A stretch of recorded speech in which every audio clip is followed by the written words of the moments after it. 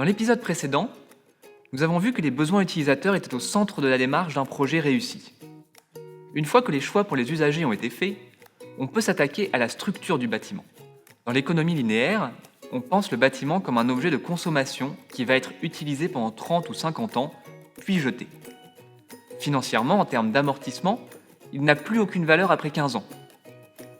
C'est là que l'économie circulaire entre en jeu. La question à se poser est alors, comment je peux allonger la durée de vie de mon bâtiment et penser dès maintenant au jour où il faudra le détruire, ou plutôt le démonter? Déjà, il y a tout ce qui se passe avant le chantier. On appelle ça l'énergie grise, c'est-à-dire toute l'énergie qu'il a fallu pour faire arriver les matériaux jusque-là. Pour minimiser cet impact, plusieurs leviers sont possibles. Utiliser des matières biosourcées ou géosourcées, comme du bois massif, de la chaux, du chanvre, de la peinture végétale ou minérale, de la pierre. Utiliser des matériaux de réemploi ou recyclés, comme le verre cellulaire. Utiliser des produits peu transformés ou transformés localement. Choisir des entreprises locales, avec qui construire des partenariats durables.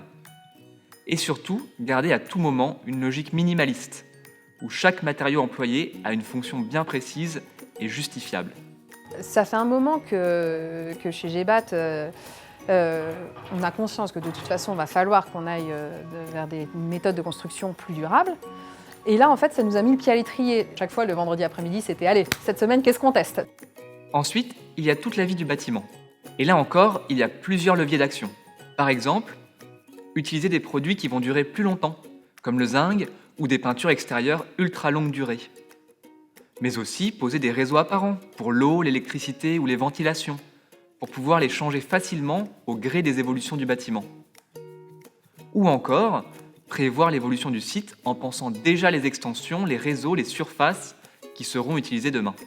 En conception, on travaille beaucoup avec l'architecte, les bureaux d'études et le maître d'ouvrage pour concevoir le projet. Ma vision du métier, c'est vraiment de travailler en équipe.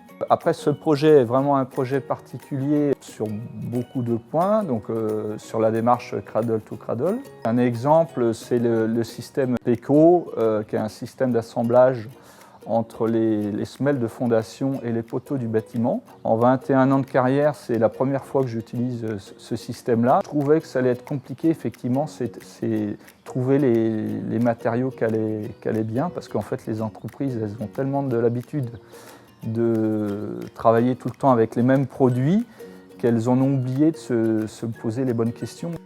Et enfin, il y a la fin de vie du bâtiment, dans 60, 70, voire 100 ans, quand il faudra tout changer. Et là, la clé, c'est que plus les matériaux sont nobles, plus il est facile de les valoriser. Le bois massif, la pierre, le parquet, qui sont inusables et facilement réemployables. Et plus les assemblages entre les matériaux sont simples, plus ils seront faciles à démonter. De même, si les réseaux techniques sont séparés, ils seront plus facilement démontables. Je serai encore plus fier de présenter l'usine, ça c'est clair.